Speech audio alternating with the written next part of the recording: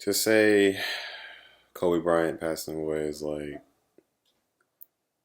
to say I'm royally fucked up from that is quite the understatement. Especially knowing that Gianna, his daughter, was on board as well. Oh God, yeah. And love to their family and then all the other victims on board. It don't feel real, like at all, like at all. But anyone who knows, I feel anyway. Anyone who knows that how Kobe was in terms of his mentality with work and all that, I'm just like, I know that he wouldn't want everyone to spend too much time grieving. If anything, you working through that grief. He played games when he had the flu. You know what I mean? So it's like we we gotta get back on it. Um, Rest in peace. I mean, may Allah be pleased with him and everyone on board, and that you know his legacy just touches everyone in the most effective way. Love you, Kobe.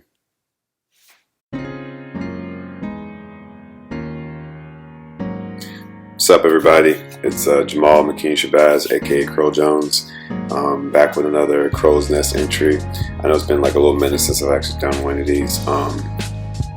Just been kind of laser focused on like a lot of narrative stuff recently.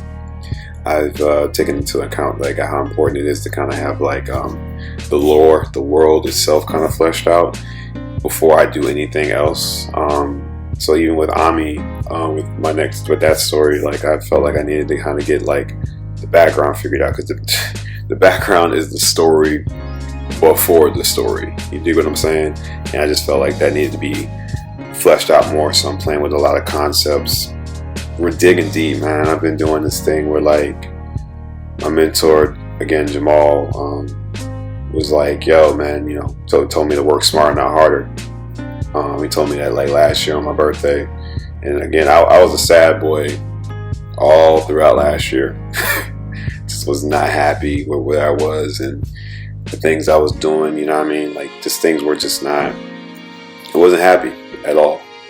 But I don't know what it was when I turned 28. Literally, me and him had that conversation on my birthday, or like 3 hours before my birthday, because we was kicking it up in Brooklyn, and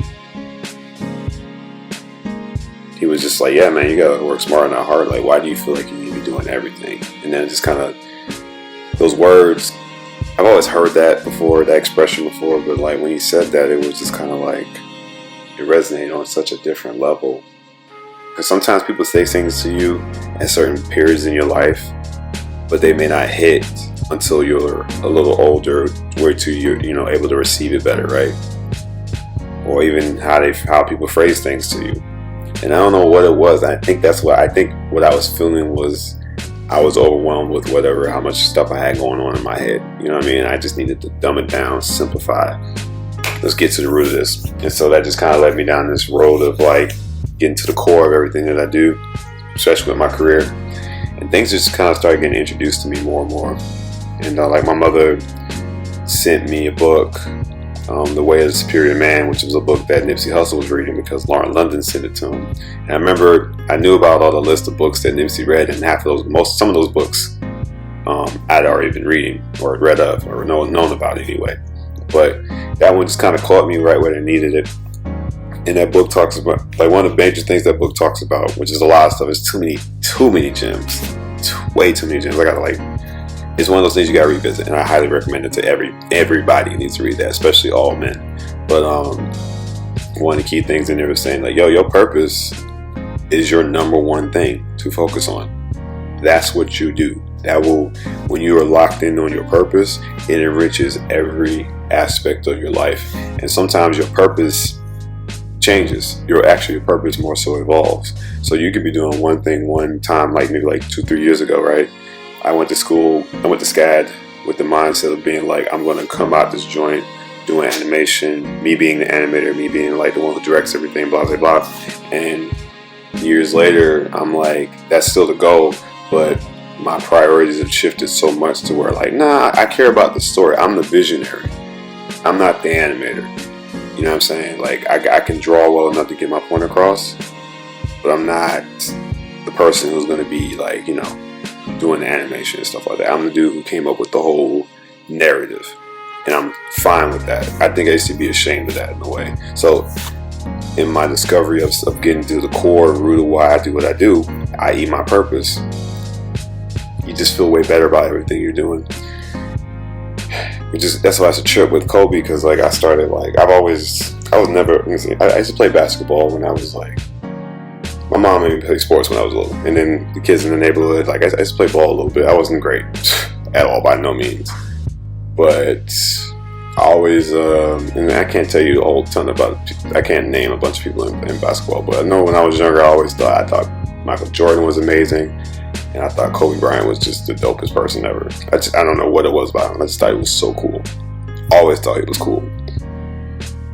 But it just blew my stack when I found out when he retired that he was actually insanely interested in like storytelling and films and animation and all that. Blew my stack. And to know that he'd been doing so much cool stuff, like just building worlds, and man, you gotta see these interviews with him. I'm probably gonna put some links to it, but like the way he talks about like world building with such a detail, I was like, bro, blew my stack. So like, you know, this is like a little while ago when I was just it kind of dawned on me like, yo, I didn't know he was on that. You know what I'm saying? So like, and he's a Virgo, which explains everything. So it's like, 'cause I'm a Virgo, so like that's what we do when we really are obsessive about something. So like my obsessive need to understand my world just lined up with his mentality, and it met me at the right time.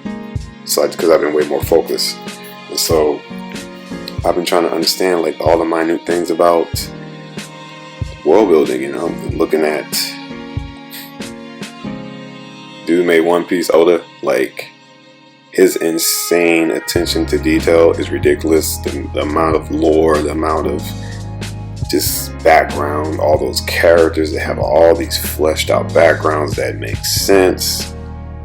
It's just wild. You know what I'm saying? Like it's insane, you know. And so like on top of just, you know, I just been trying to consume as much as possible, you know, like George R. Martin, you know, Tolkien, you know, dude who made Lord of the Rings, and The Hobbit, just the world building on those guys, you know what I mean? Like Full Metal Alchemist has been a huge influence on me.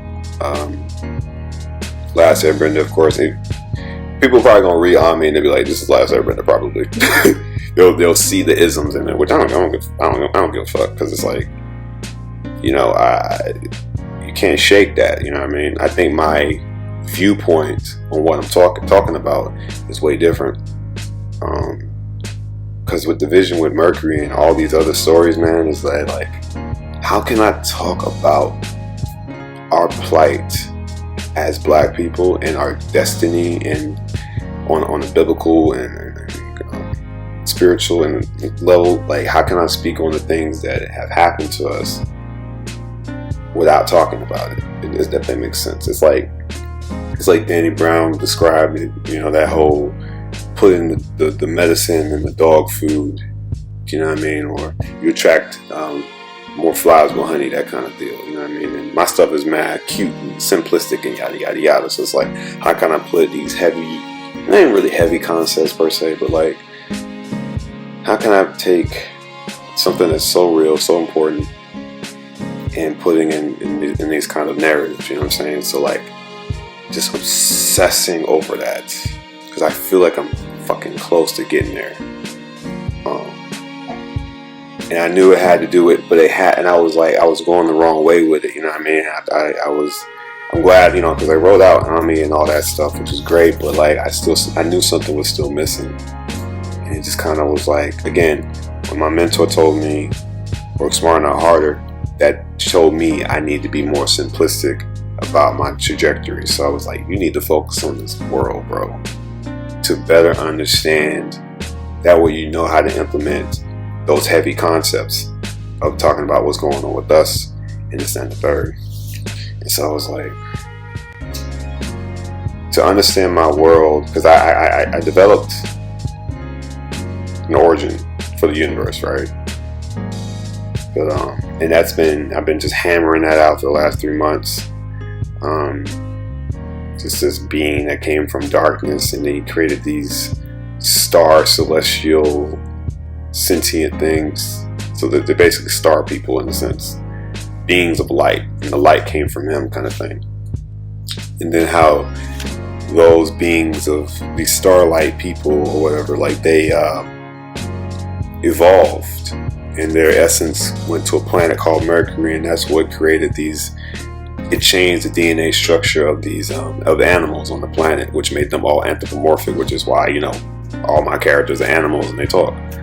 That's how they came to be. But then now I got to figure out, okay, so what's that culture? So I know things that happen, that are key points that are gonna happen in the story, with the main villain being this, essentially this star dragon thing. You know what I mean? Who just went bad, and just figuring out like how that relates. But I think, because like I oftentimes, you know, society is based upon culture reflects society. So like I was just watching this Hip Hop Evolution. I started watching it. I watched the first 3 seasons like a couple months ago, and I was genuinely inspired. Anyone knows me and knows how much I love hip hop. But I was genuinely inspired by that, and it just kind of dawned on me, like, yeah, man, you know, culture is dictated upon society. So I was like, if I was able to kind of learn from how hip-hop shit was born from society, then I can better create a world that works that way with Mercury, you know what I'm saying? So I'm just trying to unpack how vast I can make this thing, you know? Like what makes this thing feel real? How can I talk about us on a lot of levels without talking about us, and still make something that's saying it but not saying it, you know what I mean? Like, which I think honestly means I need to be studying the Bible and Quran more to get a better understanding. Because I mean, if you're gonna keep it a stack, both of those books are about us, specifically black folks. It's about black folks, honestly. It's about the world itself, but a lot of stuff is talking about like things that have happened to us and happening to us, and unpacking those things and seeing what I can learn from them. But yeah, I just want to make this a little quick video real quick. That's where I'm at right now. Yeah, so we'll talk soon. Hope you're doing well. Hope you know, this Kobe thing is tough, but it's very inspiring. I feel like he left the blueprint to how we all should be attacking things that we truly care about,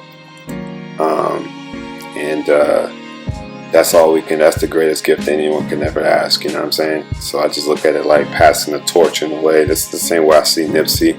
I don't think Nipsey would want me to be, or any of us to be, just sad that he's gone and not implementing what he was doing, because it can't be this thing of like one of us dies and then the movement's gone. I'm so sick of that.